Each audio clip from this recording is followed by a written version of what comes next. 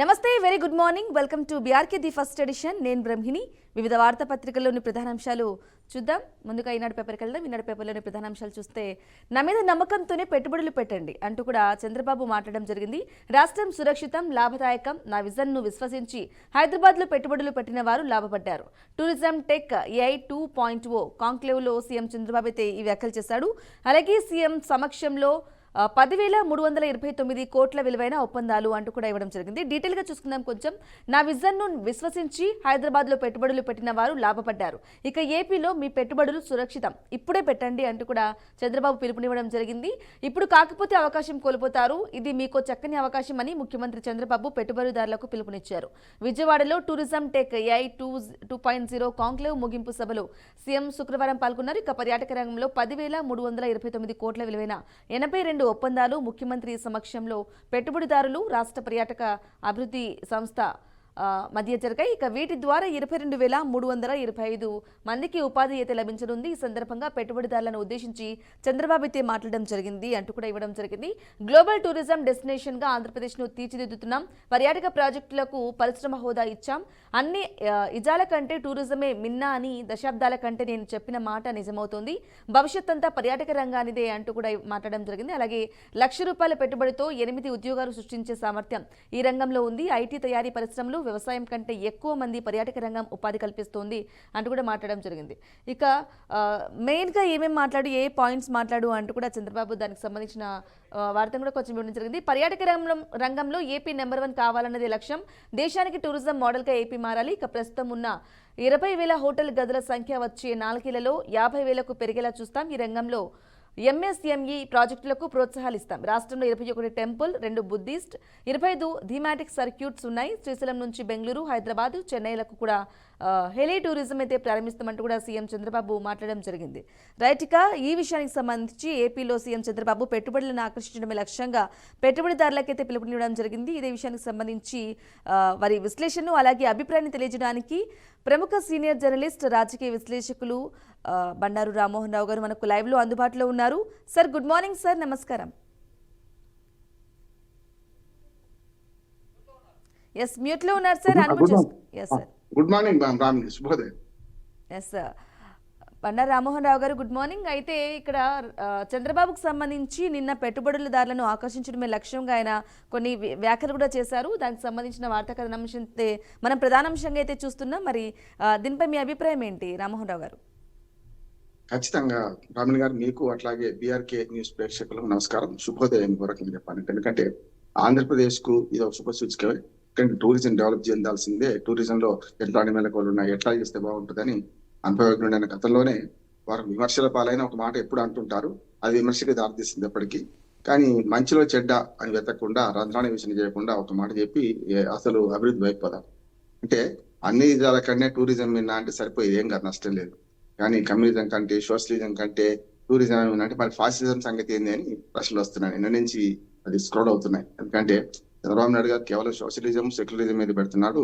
మరి ఫాసిజం ఉంది కదా, ఇప్పుడు కేంద్ర ప్రభుత్వం పూర్తిగా ఫాసిజాన్ని అమలు చేస్తుంది కదా, దీని సంగతి ఏంటి, ఫాసిజాన్ని ఒప్పుకుంటారా అనే మాట వస్తుంది. ఎందుకంటే మోడీ గారు ఫాసిస్ట్ గవర్నమెంట్ జరుపుతున్నారని, లేకపోతే మన ఏమంటారు దాన్ని, కూటమి ప్రభుత్వాల ఉన్న అన్ని వాటినల్లో కూడా వాటిలలో ఓ రకంగా ప్రతిపక్షాల దగ్గర ఓ రకంగా సమాఖ్య స్ఫూర్తిని దెబ్బతీస్తున్నారని విమర్శ వస్తుంది. అందుకని ఈ ఇజాల కన్నా, అన్ని ఇజాల కంటే టూరిజం విన్నా అంటే కొంచెం నష్టం లేదు. ఏ ఇజమైనా ఒప్పుకోవడం వేరే ఇజం కంటే అని అంటే ఈ రెండే కావడం వల్ల మన సోషలిజం అనేది మన రాజ్యాంగంలో ఉంది. రాజ్యాంగంలో ఉన్న దాన్ని రుణీకరించుకుంటూ సోషలిజం కమ్యూనిజం కంటే కూడా, కమ్యూనిజం లేదు రాజ్యాంగంలో కానీ సోషలిజం అవుతుంది కదా, అది అడ్వకేట్ చెప్తున్నాను. అటువంటి అప్పుడు సోషలిస్ట్ కంట్రీ అన్నప్పుడు సోషలిజం మిన్న టూరిజం అంటే ఒక రకంగా రాజ్యాంగాన్ని తూలనాటినట్లు లెక్క. సరే, అది పక్కన పెడితే నిన్న రామ్దేవ్ బాబు గారు కూడా వచ్చారు. ఆయనతో కొంత ఒప్పందాలు కుదుర్చుకున్నారు. ఒక మాట, మంచి మాట చెప్పారు చంద్రబాబు నాయుడు గారు. ఏమనంటే ₹1,00,000 పెట్టుబడితో 10 ఉద్యోగాలు ఇవ్వడం అనేది చాలా గొప్ప అంటున్నారు. ఎందుకంటే ఎప్పుడు కూడా ఇప్పుడు మనకు 3 రంగాల్లో ఉపాధి ఉంటుంది. ఒకటి వ్యవసాయం. ఇప్పటికీ వ్యవసాయం మీద ఆధారపడే దానికంటే 10 ఎక్కువ మంది ఆధారపడారు. నిజంగా చెప్పాలంటే 20% కంటే ఎక్కువ ఆధారపడద్దు వ్యవసాయం మీద. ఎప్పుడైనా మాక్సిమం 13% కంటే జాతీయ ఆదాయంలో మన వ్యవసాయ ఉత్పత్తులు లేవు. కనుక అట్లా చూసుకుంటే మరి సర్వీస్ రంగంలో దాదాపు 60% ఉద్యోగాలు సర్వీస్ రంగంలో ఉన్నాయి. ఒక 20% మనకు దీనిలో ఉన్నాయి, మన పరిశ్రమల్లో ఉన్నాయి. ఒక 20% వరకు మనకు వ్యవసాయంలో ఉంటాయి. అంటే ఇట్లా చూసుకుంటే ఈ 3 రంగాలు చూసుకుంటే ఎక్కువ ఉపాధి కల్పించే సర్వీస్ రంగాన్ని ఎంచుకోవడం మంచిది అంటున్నాను. గిగ్ వర్కర్స్ నుంచి మొదలుకొని ఈ అనేక రంగాల్లో హోటల్ కానీ, పర్యాటకం కానీ రకరకాల రంగాల్లో మంచి అవకాశం ఉంది. ఆఖరికి పాన్ షాప్ పెట్టుకుంటే కూడా ఒక సాఫ్ట్వేర్ ఇంజనీర్ కంటే బాగా సంపాదిస్తున్నారు. ఒక మాట ఆ మధ్యన వచ్చింది, మనకు రైల్లో సమోసాలు అమ్ముకుంటే ఆయన ఇంటర్వ్యూ చేస్తే, సాఫ్ట్వేర్ ఎందుకు సార్, నేను నెలకు ₹1,00,000 సంపాదిస్తాను ఆయన. ఎన్ని సమోసాలు అమ్ముతారు, ఒక్కొక్క సమోసాకి ఎంత వస్తుంది, ఆయన తయారు చేయడం లేదు, అమ్ముతుంటాడు అంతే. తయారు చేసే కేంద్రం దగ్గర పోతాడు, కొనుక్కొచ్చుకుంటాడు. ₹10కు 3 సమోసాలు, గతంలో 4 వచ్చాయి, ఇప్పుడు 3 వస్తున్నాయి. సో ₹10కు చిట్టి సమోసాలు అంటారు, 3, 4 సమోసాలు అమ్ముకుంటూ సాయంత్రం కల్లా ఒక రోజుకు దాదాపు ₹2,000 నుంచి ₹3,000 సంపాదిస్తున్నాడు. ఖర్చులు అన్ని బోంగా అంటున్నారు. అంటే 60,000-70,000 వస్తున్నట్టే దగ్గరంగా. అందుకని ఇద్దరుంటే ₹1,00,000 సంపాదించుకోవచ్చు. అట్లా మరి ఉపాధి రంగంలో ముఖ్యంగా తక్కువ పెట్టుబడితో ఎక్కువ ఉద్యోగాలు ఇచ్చే ఉపాధి కావాలి. ఇప్పుడు ప్రపంచం అంతా ఒక ట్రెండ్ ఏమిటంటే, మీరు 10,000 కోట్లకు పెట్టుబడి పెడతారు, 1,00,000 కోట్లు పెట్టుబడితే ఎవరు అడుగుతలేరు. మీరు పెట్టుబడికి ఎన్ని ఉద్యోగాలు ఇస్తారు? 500 కోట్లతో పెట్టుబడి పెడతాను ఒక పరిశ్రమ వచ్చిండు. 500 కోట్లతో 100 మందికి ఉద్యోగాలు వచ్చి, 5,000 కోట్లతో కూడా 100 మందికి ఉద్యోగాలు వస్తే మొదలు 500 కోట్ల పరిశ్రమలు పెట్టేయాలి. అంటే ఉపాధికి అట్లాగే పరిశ్రమల పెట్టుబడులకు సంబంధం ఉన్నది కనుక దాన్ని ఆలోచన చేస్తున్నారు. నా ఉద్దేశం ఏంటంటే వాళ్ళు ఈ ఏపీ కాంక్లేవ్ జరపడం చాలా మంచిది. దాంతో పాటు మనకు ఆంధ్రప్రదేశ్ లో అవకాశాల గని అని కూడా తను చెప్పారు. 975 కిలోమీటర్ల సముద్ర తీరం ఉన్నది. అట్లాగే పెద్ద పెద్ద పుణ్యక్షేత్రాలు ఉన్నాయి, మనకు పంచారామాల నుంచి మొత్తం అనేక అంశాలు ఉన్నాయి. వాటిని మనము బాగా ఫోకస్ చేసుకోవాలి.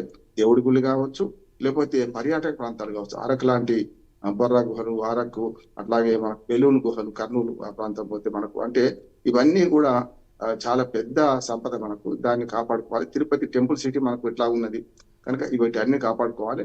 వీటి నుంచి టూరిజం డెవలప్ చేయాలన్నారు. అది ఒక్క మాట మాత్రమే కొంచెం స్క్రోల్ అవుతుంది, కానీ మిగతా అన్ని ఆయన చెప్పినంత ఏకీవిస్తున్నా. ఎలాంటి శశభిషలు లేకుండా ఆంధ్రప్రదేశ్ పర్యాటక అభివృద్ధిలో మంచి ముందుకెళ్లాలని మనం అందరం కోరుకుంటున్నాం. ఎస్, ఇక అలాగే ఆయన కొంచెం రాజకీయాలకు సంబంధించి కూడా ఆయన మాట్లాడడం జరిగింది.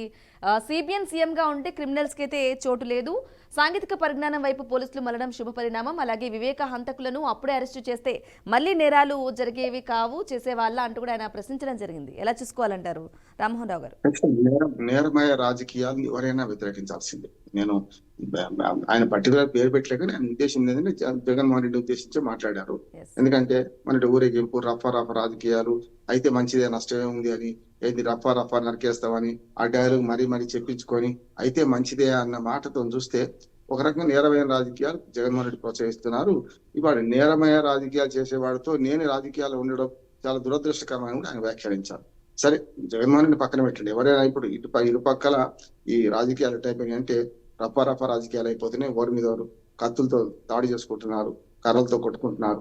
అంటే మాటలతో పోయింది, ఇప్పుడు కర్రలు కత్తులతో వచ్చేసినాయి. కనుక ఈ రాజకీయాలను పరిహరించాల్సిందే, పరిహింస మన దాన్ని విడనాడాల్సిందే. కానీ ఇక్కడ సమస్య వస్తుందంటే 2 చేతులు కలిస్తేనే చప్పట్లు అవుతున్నాయి కదా. ఎందుకంటే నిజంగానే అదే వచ్చింది చంద్రబాబు నాయుడు గారికి 45 ఏళ్ళ ఇండస్ట్రీ, 45 ఏళ్ళ మనకు రాజకీయ అనుభవం. కానీ ఎదుటివాడు అట్లా లేడు. ఎదుటివాడు పూర్తిగా చిల్లర రాజకీయాలు చేస్తున్నారు అనే మాట ఆయన అంటున్నారు. కనుక అప్పుడు ఏం చేయాలి? మరి దానికి వైజ్ మ్యాన్ గా అయితే ఊరుకోవడం మేలు కదా, అటువంటి వాడికి సమాధానం ఇవ్వకపోవడం మేలు కదా, కింది వాళ్ళతో నిప్పించడం మేలు కదా అని మాట వస్తున్నది. కాబట్టి దురదృష్టవశాత్తు అవతల పక్షంలో జగన్మోహన్ రెడ్డి గారు ముఖ్యమంత్రి అయ్యి కూర్చున్నాడు. ఆయన ముఖ్యమంత్రి అయ్యిండు, మళ్ళీ ఇప్పుడు మాజీ ముఖ్యమంత్రి అయ్యాడు. ఇప్పుడు ఈయన ముఖ్యమంత్రి 2 సార్లు ఆంధ్రప్రదేశ్ కు, విభజిత ఆంధ్రప్రదేశ్ కు, మరో 2 సార్లు ఉమ్మడి ఆంధ్రప్రదేశ్ కు ముఖ్యమంత్రి చేసిండు. ఆయన అనుభవాన్ని ఏం చేయాలంటే ఈ చిల్లర పంచాయతీలు పట్టించుకోవద్దు. ఎప్పుడు కూడా మీరు నిర్లక్ష్యం చేస్తే ఇగ్నోర్ మన మంచి మందు అంటే ఒక రకంగా చెప్పాలంటే చికిత్స కన్నా నివారణ మేలు అంటాం కదా. ఆ ఇగ్నోర్ చేస్తే మొరి వాడే పోతారు. ఏమవుతుంది? ప్రతిదానికి చంద్రబాబు నాయుడు సమాధానం ఇవ్వడం వల్ల చీప్ అవుతున్నారు. ఎదుటివాడు కూడా దాన్ని అడ్వాంటేజ్ తీసుకొని డైరెక్ట్ గా చంద్రబాబు నాయుడు కింద దాడి చేస్తున్నారు, అంటే మాటలు దాడి చేస్తున్నారు. ఇది కరెక్ట్ కాదంటున్నాను. ఏదైనా సరే ఇరుపక్షాల్లో ఎవరో ఒకరు ఓపిక పట్టకపోతే ఈ నేరమయ రాజకీయాలు ఎట్లా కొనసాగుతూనే ఉంటాయి. ఇది సరైనది కాదని నేను అంటున్నాను. నిజంగానే ఆయన అన్న మాటలో వాస్తవం ఉంది కాదట్లేని. కానీ ఈ రాజకీయాల్లో తన సమాన స్కందుడు కాకపోతే ఎదుటి వారి గురించి పట్టించుకోవద్దు. అప్పుడు ప్రజలే పట్టించుకుంటారు. ఎదుటివాడు ఇంతకంటే పెద్ద మాట అంటాడు, అంటే ఒకసారి పట్టించుకోకపోతే ఇంకా పెద్ద మాట అంటాడు అనుకోండి, అప్పుడు ఏమవుతుంది? వాళ్ళే నష్టపోతారు కదా. ఒక మాట చెప్పి ముగిస్తాను నేను. బుద్ధుని దగ్గరికి కొందరు వచ్చి, అయ్యా నిన్నటిదాకా మిమ్మల్ని తిట్టినవాడు ఇవాళ మీ శరణు కోరి వస్తా అంటున్నాడు, మీరు శరణాగతి సంఘం శరణం గచ్చామని వస్తున్నాడు, వాడు దుర్మార్గుడు, నిన్నటిదాకా తిట్టిండు వాడిని చేర్చుకోకండి మన సంఘంలో అని చెప్పి బుద్ధుడి దగ్గరికి కొందరు తన శిష్యులు వచ్చారు చెప్పిందట. మంచిది, మీరు ఎవరైనా బహుమతి ఇస్తే మీరు తీసుకుంటారా, తీసుకోకపోతే ఏమవుతుంది అంటాడు. తీసుకుంటే మీ దగ్గర ఉండిపోతుంది, తీసుకోకపోతే ఏమవుతుంది అంటే బహుమతి వాడి దగ్గరే ఉండిపోతుంది అంటాడు. తిట్టు కూడా బహుమతి అనుకోండి, నష్టమేం లేదు. వాడి దగ్గర ఉండిపోతే తిట్టు మనం స్వీకరించలేదు, అది ఎదురైతే వాడికే పోయింది కదా, అటువంటి అప్పుడు వాడు వస్తే రానియండి అని అన్నట్టు. అంటే అంత ఓపిక అవసరం. బుద్ధుడు పుట్టిన పుణ్యభూమి మనది, బుద్ధుడు జన్మించిన పుణ్యభూమి మనది. మనం అది పాటిస్తే ఎదుటి వాడికి సమాధానం ఇవ్వకపోతే అంతకంటే మౌనం కూడా సమాధానమే, మౌనం కూడా ఒక భాషనే అని పివి నరసింహారావు గారు ఎన్నడో అన్నాడు. కనుక నా ఉద్దేశం చంద్రబాబు నాయుడు గారు ఎదుటి పక్షాన్ని చాలా వరకు పట్టించుకోకపోవడం కరెక్ట్ అని నేను రైట్ రామ్మోహన్ రావు గారు, ఇక మరో వార్తను చూసుకున్నట్లయితే 47.77 లక్షల రైతు కుటుంబాలకు అన్నదాత సుఖీభవ పీఎం కిసాన్ అయితే ఉండబోతుంది. ధృవీకరణ లేని రైతులు వెబ్ ల్యాండ్తో ఆధార్ జత చేసుకోవాలి. పోర్టల్ ద్వారా త్వరలో అభ్యర్థన స్వీకరణ. వ్యవసాయ శాఖ డైరెక్టర్ ఢిల్లీ రావు అంటూ కూడా ఇవ్వడం జరిగింది. కొంచెం డీటెయిల్గా చూసుకుందాం. అన్నదాత సుఖీభవ పీఎం కిసాన్ పథకం కింద రాష్ట్ర వ్యాప్తంగా 47.77 లక్షల రైతు కుటుంబాలను అర్హులుగా గుర్తించామని వ్యవసాయ శాఖ డైరెక్టర్ ఢిల్లీ రావు అయితే తెలిపారు అంటూ కూడా ఇవ్వడం జరిగింది. ఇక అన్నదాత సుఖీభవ పీఎం కిసాన్ ఉండబోతుంది ఏపీలో అంటూ కూడా ఇవ్వడం జరిగింది. దీనికి సంబంధించి మీ అభిప్రాయము, విశ్లేషణ ఏంటి రామ్మోహన్ రావు గారు? అంటే అన్నదాత సుఖీభవన్ ఏమో ఆంధ్రప్రదేశ్ ప్రభుత్వాన్ని, పిఎం కిసాన్ ఏమో గవర్నమెంట్ ఆఫ్ ఇండియా, ఈ రెండు కలిపి చేస్తున్నారు. మంచిదే, ఎందుకంటే వాళ్ళు ఎకరానికి, అంటే ఎకరం ఏంది, ఎకరం ఉన్నా 10 ఎకరాలు ఉన్నా 2 ఎకరాలు ఉన్నా, అంటే 10 ఎకరాల వాళ్ళకి ఇస్తలేరు, 5 ఎకరాల లోపే, అది కూడా అర్హులైన తెల్ల కార్డు ఉన్న వాళ్ళకు అట్లా పిఎం కిసాన్ కొన్ని నిబంధనలు ఉన్నాయి. వాళ్ళు ఏం చేస్తున్నారంటే సంవత్సరానికి 6,000 భరిస్తున్నారు. 8,000 చేస్తా అన్నారు కానీ ఎన్నికల సీజన్లో చేయలేదు. అంటే సంవత్సరానికి 6,000 చొప్పున 2,000 3 సార్లు ఇస్తున్నారు. ఆ 6,000కు తోడు మేము ఒక 6,000 ఇస్తామని చెప్పి ఈ ప్రభుత్వం ప్రకటించింది, మేనిఫెస్టోలో పేర్కొన్నది. మెల్లమెల్లగా ఒక్కొక్క హామీ నెరవేర్చుకుంటూ పోతున్నాం అనే దాని మీద ఇదో శుభ సూచకమే. ఎందుకంటే రైతుకు ఎంత పెట్టినా తక్కువే. ఇప్పుడు ఎద్దు ఏడ్చిన వ్యవసాయం, రైతు ఏడ్చిన రాజ్యం బాగుపడదంటారు. రైతులకు పెట్టుబడి సాయం తప్పు కాదు కదా. కనుక కిసాన్ అది ఆల్రెడీ ఇప్పటికే వస్తుంది ఆ రైతులకు. వాళ్ళకి అదనంగా వీళ్ళు ఇచ్చేది మరొక 6,000 కలిపి, అంటే ఎకరానికి 12,000 వస్తాయి. అంటే ఎకరానికి కూడా కాదు, వీళ్ళేమో ఎంతున్నా అదే ఇంకొక 6 కల్పిస్తున్నారు. ఎన్ని ఎకరాలకు అని లేదు కనుక నష్టమేం లేదు. ఈ 2 పథకాలు కలిపి చేస్తే వేడి నీళ్ళకి సన్నీళ్ళు తోడన్నట్టు రైతులకు కూడా మేలు జరుగుతుంది, పెట్టుబడి సాయం ఇప్పుడు అందుతుంది. కనుక ఈ ఒక్కొక్క పథకం ఉచిత బస్సు మహిళలకు రేపు 15 ఆగస్టు చేస్తా ఉంటున్నారు. అంటే ఇప్పుడు ప్రతిపక్షాలు ఎక్కువ పెడుతున్నాయి కదా, మీ అలవి గాని హామీలు ఇచ్చారు, హామీల సంగతి ఏంది అని. అట్లాగే జగన్మోహన్ రెడ్డి గారు కూడా ఒక ఇంటింటి సర్వే ముందు పెట్టారు, ఏది ఒక మనకు డిజిటల్, అది మన దాన్ని ఇచ్చి దాని ద్వారా మీరు వండి ఆ హామీలు ఉన్నాయి ఇందులో టిక్కు పెట్టుకోండి, ఎట్లా ఒక్కొక్క ఇంటికి వెళ్ళి అంటున్నారు. మంచిదే, ఆ సర్వే చేయడం వల్ల కూడా కొంత తెలుస్తుంది. ఏదైనా సరే ఇప్పుడు ఆ సర్వే అని వాళ్ళు అన్నారు కనుక ఇప్పుడు కొత్త పథకాలు, అంటే వాళ్ళు అమలు చేస్తామని హామీ ఇచ్చిన పథకాలు ఒక్కొక్కటిగా చేస్తున్నారు. ఆనాడు చెప్పారు, మేము ఒక డేట్ పెట్టుకోలేదు, ఫలానా డేట్ లో కూడా చేస్తామని ఎప్పుడు చెప్పలేదు. మెల్లమెల్లగా ఆర్థిక వెసులుబాటు బట్టి పేస్ చేస్తా ఉన్నారు, అదే చేస్తున్నారు. అది మంచిదే అనుకున్నాం. ఓకే, అలాగే రామ్మోహన్ రావు గారు, ఇక పూరికి సంబంధించి కదిలిన జగన్నాథు రథచక్రాలు వేడుకగా విశ్వప్రసిద్ధ రథయాత్ర భక్తజన సదరంగా పూరి అంటూ యాత్ర ప్రారంభానికి ముందు శ్రీక్షేత్రం ఎదుట రథాలైతే ఉన్నాయంటూ కూడా ఇవ్వడం జరిగింది. సుమారుగా 12 లక్షల మంది భక్తులు కూడా పూరి రథోత్సవ కార్యక్రమంలో కూడా పాల్గొనే అవకాశం ఉంది అంటూ కూడా ఇవ్వడం జరిగింది. మరి దీనికి సంబంధించి అభిప్రాయం ఏంటి రామ్మోహన్ రావు గారు? నా అభిమాన కవి శ్రీశ్రీగా, మహాకవి శ్రీశ్రీ ఒక మాట ఇప్పుడు కవిత రాసుకుంటూ వస్తున్నాయి జగన్నాథ రథ చక్రాలు వస్తున్నాయి అని విప్లవానికి వాడుకున్నాడు. ఆయన ఉత్తరాంధ్రలో పుట్టినవాడు కనుక, అక్కడ పెరిగినవాడు కనుక దానికి పైన ఉన్న పూరి జగన్నాథుడు నేను 2-3 సార్లు దర్శించుకున్నా. అద్భుతంగా పూరి జగన్నాథులో ఒక ప్రత్యేకత ఏమిటంటే రథయాత్రనే పెద్ద ప్రత్యేకత. దాంతోపాటు ఇంకో ప్రత్యేకత ఏంటంటే మనకు అంతటా సీతారాములు, పార్వతీ పరమేశ్వరుడు, రాధాకృష్ణుడు, లేకుంటే రుక్మిణి కృష్ణుడు, ఇట్లా విగ్రహాలు ఏవైనా భార్య భర్తలు ఉంటాయి. జనరల్ గా తిరుపతి వెంకటేశ్వర స్వామికి 2 భార్యలు అట్లా ఉంటాయి. కానీ ఇక్కడికి వచ్చే కల్లా తోబుట్టినవాడు, అంటే తోడబుట్టినవాడు, అంటే వాళ్ళను ఆరాధించే స్థలం ఇది. అంటే మనకు కృష్ణుడు, బలరాముడు, సుభద్ర, తోడబుట్టిన వాళ్ళు ముగ్గురు కూడా వాళ్ళ విగ్రహాలు ఉంటాయి. ఆ విగ్రహాలు కూడా చెక్కతో చేసి ఉంటారు, చూస్తున్నాం కదా మనం. అట్లా పూర్తిగా అప్పుడు ఆనాడు ఎట్లా ఉంటే అవి అట్లనే చేస్తారు. వాటికి విగ్రహాలను కూడా తయారీకి కూడా అది 12 ఏళ్ళకి ఒకసారి మళ్ళీ కొత్త విగ్రహాలు తయారు చేయడం, మళ్ళీ పెట్టడం, ఇవన్నీ జరుగుతుంటాయి. అట్లాగే రథయాత్రలో 3 రథాలు ఉంటాయి. 2 అన్నదమ్ములు, ఒక చెల్లి, ముగ్గురికి కూడా రథాలు కూడా వేరువేరుగా ఉంటాయి. ఒక్కొక్క రథానికి ఎత్తెంత ఉండాలి, ఎన్ని కర్రలు వాడాలి, ఇవన్నీ చాలా పెద్దది ఉందమ్మా. దీని గురించి ఇంకోసారి మాట్లాడుకుందాం మనం. నా ఉద్దేశం ఏంటంటే, ఈ రథయాత్రలో ప్రతి సంవత్సరం కొత్తగా రథం తయారు చేస్తారు. దానికి అక్కడ మహారాజు వారి వారసులు, వెంకటేష్ ఒరిస్సా మహారాజు వారసులే దానికి శంకుస్థాపన చేసినట్టు చేస్తారు. ఒక నెల క్రితమే, అంటే జ్యేష్ఠ మాసంలో, వైశాఖ మాసంలోనే ఇది ఈ కర్ర వెతకడం మొదలవుతుంది. ఎక్కడ మంచి కర్ర ఉందని ఆ చెట్టును మొత్తం నరికేసి దాన్ని తీసుకొచ్చి ఖండాలు చేసేసి ఎన్ని ముక్కలు చేయాలి, ఎన్ని ముక్కలు ఒక్కొక్క రథానికి వాడాలి, ఎంత ఎత్తులో ఉండాలి రథం, ఇవన్నీ స్పెసిఫికేషన్స్ ఉన్నాయి.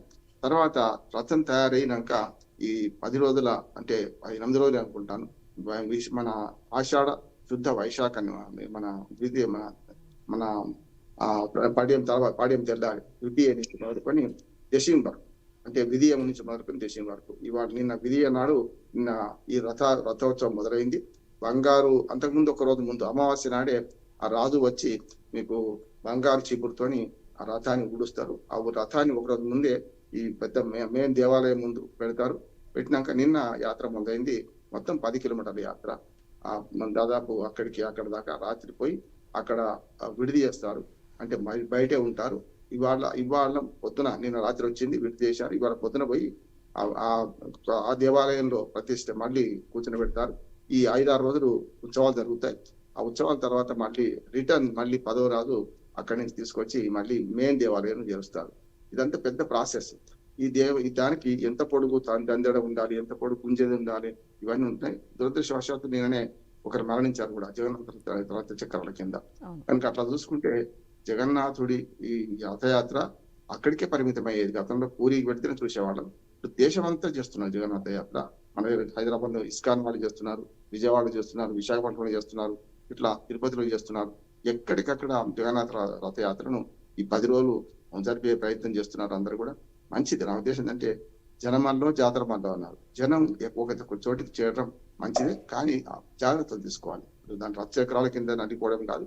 కొంత జాగ్రత్తలు తీసుకుంటే మీరు స్పష్టంగా ఈ తొక్కిసలాట జరగకుండా చూసుకోవాల్సి వస్తుంది. ఇప్పటికే మన కుంభమేళా నుంచి మొదలుకొని చిన్న సంఘటనలు కూడా తొక్కిసలాట జరుగుతుంది. కనుక ఈ ఉత్సవాలలో, ఈ రథయాత్రలో తొక్కిసలాట జరగకుండా చూసుకోవాల్సిన బాధ్యత పోలీసులు ఒక్కలే కాదు, మన బాధ్యత కూడా, ప్రజలది కూడా ఉండాలి. ప్రజలు అప్రమత్తంగా ఉండాలి. జనసమ్మర్దం కాని ప్లేసుకు ఎక్కువ పిల్లల్ని తీసుకోపోకుంటే బాగుంటది. ఆ జాగ్రత్తలు పాటిస్తే ఇది సుఖవంతంగా, విజయవంతంగా జరగాలి. భక్తుల కోరికలు నెరవేరాలని మనం కోరుతున్నాం. రైట్ రామ్మోహన్ రావు గారు, ఇక తెలంగాణకి వెళ్దాం. తెలంగాణకు సంబంధించిన వార్తా కథనాంశాన్ని ఒకసారి చూసుకున్నట్లయితే 3 విడతల్లో ఇంజనీరింగ్ కౌన్సిలింగ్ నేటి నుంచి ప్రారంభం. జూలై 1 నుంచి ధృవపత్రాల పరిశీలన, 6 నుంచి వెబ్ ఆప్షన్లు, షెడ్యూల్ ఖరారు అంటూ కూడా ఇవ్వడం జరిగింది. రాష్ట్రంలోని ప్రభుత్వ, ప్రైవేటు ఇంజనీరింగ్ కళాశాలలో బీటెక్ సీట్ల భర్తీకి వెబ్సైట్ ప్రవేశాల కౌన్సిలింగ్ ప్రక్రియ శనివారం నుంచి ప్రారంభం కానుంది అంటూ కూడా, నేడు నుంచి 3 విడతలు అయితే ఉండబోతుంది అంటూ కూడా కౌన్సిలింగ్ సంబంధించి, ఇంజనీరింగ్ కౌన్సిలింగ్ సంబంధించి ఇవ్వడం జరిగింది. ఎలా చూసుకోవాలంటారు రామ్మోహన్ రావు గారు? మంచిదే కదా. ఇంజనీరింగ్ కౌన్సిలింగ్ అయితే పిల్లలకు సీట్లు వస్తాయి, చదువుకుంటారు. కానీ అందరూ ఇంజనీర్లు, డాక్టర్లు అయితే రేపు వ్యవసాయం చేసేవాళ్ళు ఎవరు, రేపు ఇతర రంగాలు ఉండేవాళ్ళు ఎవరు ఆలోచించారు. చాలా మంది తల్లిదండ్రుల కోరిక ఎంతసేపు మావాడు ఇంజనీర్, ఫస్ట్ కళలేమో అమెరికా కళలు అంటారు. ఆ డాలర్ల కళలు కళలైపోయినాయి కదా. అమెరికా పంపితే మావాడు అమెరికా చదువుతున్నాడు, చాలా గ్రేట్ చెప్పుకోవడం. కానీ ఇప్పుడు అమెరికాలో చదువుతున్న వాళ్ళ పిల్లలు, తల్లిదండ్రులు వాళ్ళ కునారిల్లి పోయి ఎప్పుడు వస్తాడో తెలియదు, ఏం చేస్తాడో తెలియదు. వాడు 5 ఏళ్లకు పోతా అన్నాడు, సంవత్సరం తర్వాత ఫీజులు మాకే డబ్బులు పంపుతాన్నాడు, కానీ మేమే పంపాల్సి వస్తుంది ఏడుస్తున్నారు. ఇది కూడా అంతే. ఇంజనీర్లు ఎక్కువ మంది తయారైతే ఏం చేస్తారు వీళ్ళందరూ కూడా, సివిల్ ఇంజనీర్ కానీ తప్పు. అందుకని దయచేసి తల్లిదండ్రుల దృక్పథం కూడా మారాలి. మంచిగా కౌన్సిలింగ్ స్టార్ట్ అయింది. చాలా ఇంజనీరింగ్ కాలేజీలో సీట్లు నిండుతలేవు. ఇప్పుడు గతంలో డిమాండ్ కూడా లేదు. అయితే ఎంబీబీఎస్ లేకపోతే ఇంజనీరింగ్, ఈ రెండు ఏమైందంటే 10,000 కూడా పనిచేసే డాక్టర్లు పనిచేస్తున్నారు. ప్రైవేట్ హాస్పిటల్లో నర్సు జీతం కంటే, కొత్తగా వచ్చిన నర్సు జీతం కంటే తక్కువ జీతంతో డాక్టర్లు పనిచేయాల్సి వస్తుంది. వాళ్ళు కోర్టు పెట్టి చదువుతున్నారు, ఉద్యోగాలు లేవు. అట్లానే ఇటు పక్కనేమో, అంటే ఉద్యోగాలు లేవంటే కాదు, గవర్నమెంట్ లో ఉన్నాయి కానీ చేయలేక. గవర్నమెంట్ లో ఉద్యోగాలు చేస్తే వెంటనే రిక్రూట్మెంట్ ఇప్పుడు అంటే రేపటి నుంచి పోమంటున్నారు. కానీ గవర్నమెంట్ లో ఉద్యోగం చేయరు, వీళ్ళు ప్రాక్టీస్ పెట్టుకుందాం అనుకుంటారు, కష్టం. ఇది కూడా అంతే. ఇప్పుడు ఇంజనీరింగ్ లో సమస్య ఏంటంటే, తాపీ మేస్త్రి కంటే ఎక్కువ తెలుస్తలేదు, సర్టిఫికేట్ వస్తున్నాయి వీళ్ళకి. ఇంజనీరింగ్ చూస్తే మనకు కౌన్సిలింగ్ చేస్తారు, సీట్లు వస్తాయి, చదువుతారు, అయిపోతుంది. డిగ్రీలు మాత్రం చేతిలో ఉండి నైపుణ్యం లేకపోతే ఏమవుతుంది? నేను ఆ మధ్య ఒక ఇల్లు కట్టుకుందాం, నా ఊళ్ళో 10 ఏళ్ల క్రితం ఇల్లు కట్టుకుందామని, కొత్త ఇల్లు కట్టుకుందామని 5 ఇల్లు తీసేసి చేస్తుంటే ఆ మేస్త్రి ఏమన్నాడు, సార్ ఒక ఫీట్ తేడా వస్తుండే చిమ్ములకు మెట్నా గలవ సార్ అన్నాడు. అప్పుడు ఇంజనీరే కాదు కట్టేసేయాను, కాదు నేను చూపెడతా అని చెప్పి 8 ఇంచులు తేడా వచ్చింది. ఒక తాపీ మేస్త్రి, నిరక్షరాస్యుడు తాపీ మేస్త్రి ఏమో ఒక ఫీట్ తేడా వస్తుంది అనుకుంటే 8 ఇంచులు తేడా వచ్చింది కదా అక్కడ. అటువంటిది ఒక చదువుకున్న ఇంజనీర్ ఏం చెప్పలేకపోతున్నాడు? ప్లాట్ చూడగానే చెప్పేసిండు ఈ మూల కొంచెం ఎక్కువ సార్ అండి ఆ ప్లాట్ లో. అంటే ఇవాళ నేనేమంటా అంటే ఇంజనీరింగ్ చదవడం ముఖ్యం కాదు, డిగ్రీలు ముఖ్యం కాదు. ఈ డిగ్రీలతో ఉద్యోగ అవకాశాలు సంపాదించుకోవాలి. అప్పుడు ఏం చేయాలి? నైపుణ్యం లేకుండా మీరు ఎన్ని డిగ్రీలు ఉన్నా వేస్టే. కాబట్టి ఇంజనీరింగ్ కాలేజీలు ఇబ్బడి ముబ్బడిగా వచ్చినాయి, మళ్ళీ పోతున్నాయి. ఇప్పుడు చదివే పిల్లలు కూడా, తల్లిదండ్రులు కూడా ఇంజనీరింగ్ చదవడం అంటే దాని ద్వారా నైపుణ్యం నేర్చుకొని ప్రజలు మంచి ఇంజనీర్లు చాలా మంది, మోక్షగుండ విశ్వేశ్వరయ్య, ఇలియాకదారి ఖాన్ లాంటి మహామహుడు మన ఇంజనీర్లు ఉన్నారు.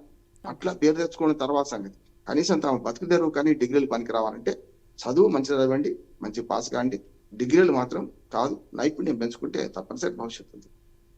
రైట్ రామ్మోహన్ రావు గారు చాలా చక్కగా వివరించారు. ఇక మరో వార్త చూసుకున్నట్లయితే చెరువుల్లో నీటి దొంగలు, షికం, ఎఫ్టీఎల్ బఫర్ జోన్లలో బోర్లు వేసి తోడకం, వేల ట్యాంకులతో అక్రమ రవాణా అంటూ కూడా ఇవ్వడం జరిగింది. పారిశ్రామిక ప్రాంతాలు, కాలనీల్లో విక్రయాలు, 20,000 లీటర్ల ట్యాంకర్ ధర వచ్చేసి 10,000 రూపాయలు. రాజధాని శివారులో యథేచ్ఛగా నీటి దందా అయితే కొనసాగుతోంది. అలాగే భారీ వాహనాలలో చెరువు కట్టలు, రోడ్లు ఛిద్రమైపోతున్నాయి. చెరువుల్లో నీటి దొంగలైతే ఉన్నారు అంటూ కూడా మెయిన్ ప్రధాన అంశంగా కూడా ఒక హెడ్లైన్ రూపంలో కూడా ఇవ్వడం జరిగింది. ఎలా చూసుకోవాలంటారు రామ్మోహన్ రావు గారు? ఖచ్చితంగా అక్రమ చెరువు శిఖంలో ఉన్న మట్టిని దొంగిలించి తీసుకుపోవడం కానీ, లేకపోతే నీటిని దొంగిలించడం తప్పు. మరి ఎంఆర్ఓలు ఏం చేస్తున్నారు? స్థానిక అధికారులు ఏం చేస్తున్నారు? రెవెన్యూ పరిధిలోకి వస్తే ఈ చెరువులన్నీ కూడా అంటే వీళ్ళు కూడా డబ్బులు తీసుకొని ఊరుకుంటున్నట్టు. అంతే కదా. నా ఉద్దేశం ఏంటంటే కళ్ళు మూసుకొని అయితే లేరు కదా. అసలు గ్రామ రెవెన్యూ వ్యవస్థనే ఎన్టీ రామారావు గారు సగం నాశనం చేసిండ్రు. ఈ ఫ్యూడల్ వ్యవస్థే కావచ్చు, పటేల్ పట్టువారం తీసేయడం. ఆ తర్వాత కేసీఆర్ గారు వచ్చినాక ఒక్క ఉద్యోగి కూడా ఊళ్ళో లేకుండా చేసిండు. రెవెన్యూ ఉద్యోగం ఒక్కరు లేకపోతే దాన్ని పర్యవేక్షించేది ఎవరు? కనీసం బాధ్యత చేయడానికి కూడా ఎవరైనా ఒకడు ఊళ్ళో ఉద్యోగం ఉండాలి కదా. ఎందుకంటే ఈ రాష్ట్ర ప్రభుత్వం కాంగ్రెస్ వచ్చిన తర్వాత చాలా వైజ్ మ్యాన్ గా ఆలోచన చేసి ఇవాళ గ్రామాల్లో ఒక రెవెన్యూ అధికారిని పెడతా ఉంటుంది. జీపీఓ అంటున్నారు, ఏదో అంటున్నారు, కానీ మొత్తం మీద ఒక అధికారిని పెడతా అంటారు. మంచిదే. అంటే కేవలం పర్యవేక్షణ అధికారులు లేకపోవడం వల్ల గ్రామంలో రెవెన్యూ వ్యవస్థ మొత్తం సమూలంగా నాశనం కావడం వల్ల వస్తున్న సమస్య ఇది. గతంలో బాగుందా అంటే లేదు, కానీ కనీసం బాధ్యతను చేయడానికి ఫలానా మనిషి ఉండేవాడు, ఆ రెవెన్యూ ఉద్యోగి. అది లేకుండా అయిండు. అందుకనే ఈ నీటి దోపిడీ కానీ, ఈ మనకు మట్టి దోపిడీ కానీ, మట్టి కూడా చేస్తుంటారు. మరి ఈ రకంగా ఇవన్నీ సరైనది కాదు. వీటి మీద శ్రద్ధ తీసుకోవాల్సింది, వీటి మీద చేయాల్సింది. ఈనాడు కథనం చాలా వివరంగా ఇచ్చారు. ఆ వివరంగా ఇచ్చిన కథనంలో ఏది పేర్కొన్నారో 2 రకాల డ్యామేజెస్. ఒకటేమో నీటి మనం భూగర్భ జలాలు తగ్గిపోతాయి. రెండోది ఏమో ఏదైతే రోడ్లు అంటే చెరువు కట్ట మీదకి ఎక్కే రోడ్లు కానీ, గతంలో కేసీఆర్ గారు మిషన్ కాకతీయ అని బ్రహ్మాండంగా చెరువును పుడికరించారు. తర్వాత చెరువు కట్ట కూడా బాగా చేశారు, తూములు బాగా చేశారు. ఇప్పుడు ఆ చెరువు కట్టలన్నీ దెబ్బతింటున్నాయి. దీన్ని అరికట్టాల్సింది రెవెన్యూ అధికారులే.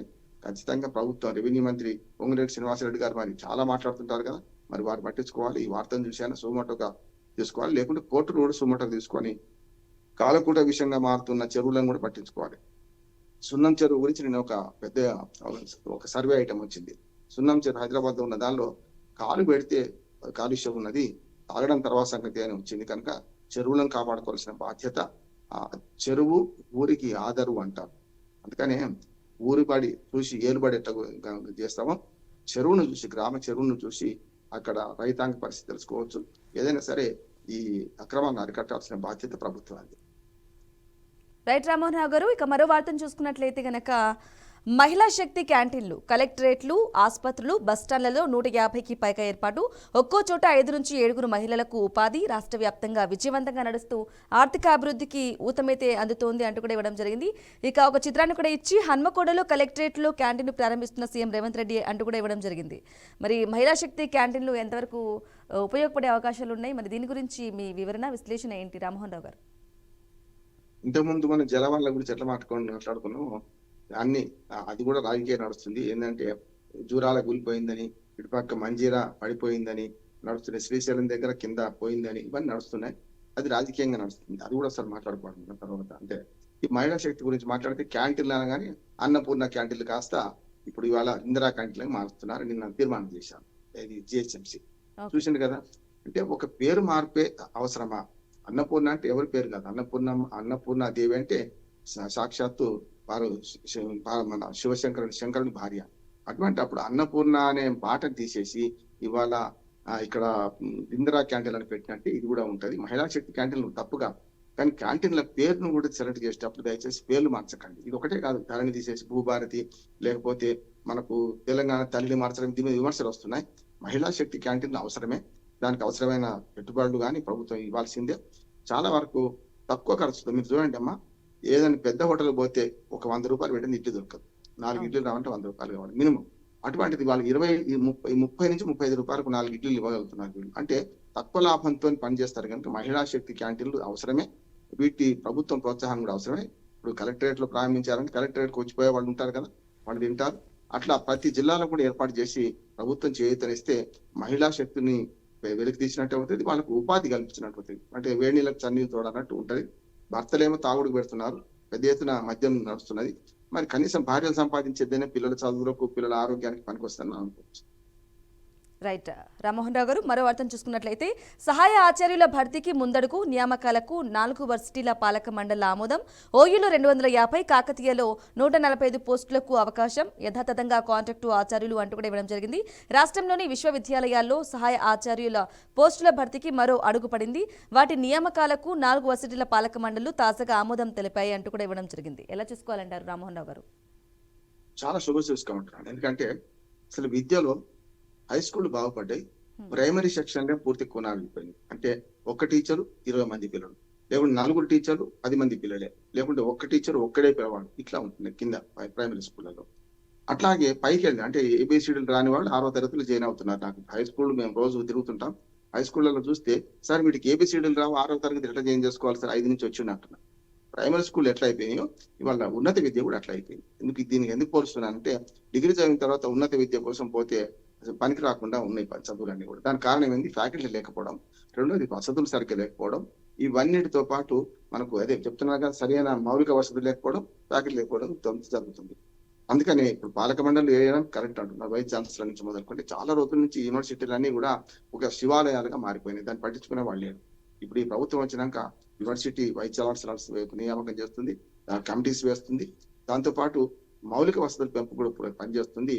యూనివర్సిటీకి స్వతంత్ర ప్రతిపత్తి కలిగి కనుక వాటిని రక్షించుకుంటేనే మిగతా స్కిల్ డెవలప్మెంట్ అంతా అక్కడ జరుగుతుంది. యూనివర్సిటీలో పిహెచ్డీలు కానీ ఇవన్నీ డాక్టరేట్లు కానీ ఎక్కడి నుంచి వస్తాయి? అక్కడ సరైన విధంగా మెంటార్స్ లేరు, వాళ్ళకి ఎవరు లేరు కదా. అందుకని ఇది కావాలంటే ఇప్పుడు చేస్తున్న పని అంటే 4 యూనివర్సిటీలకు వేశారు, కానీ సమగ్రంగా మొన్న విద్యా కమిటీ ఒకటి వేశారు, ఆకునూరు మురళి ఆటగోపాల్ గారితో వేశారు. వాళ్ళు కొన్ని సిఫార్సులు ఇచ్చారు, కింది నుంచి పైదాకా ఏం చేయాలని. ఆ సిఫార్సులు పాటింపులో భాగంగానే ఇది అనుకుంటున్నాను నేను.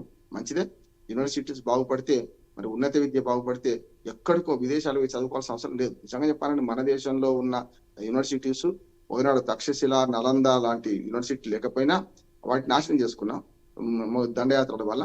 ఇప్పుడైనా సరే మనం యూనివర్సిటీ విద్యను బాగా కాపాడుకోవాలి. ఉన్నత విద్య కోసం విదేశాలకు పోకుండా మన దేశంలోనే చదువుకునే అవకాశాలు కల్పిస్తే ఇక్కడే చదువుతారు. వాళ్ళకి డబ్బులు ఎక్కువ ఉండిపోతున్నారు విదేశాలకు.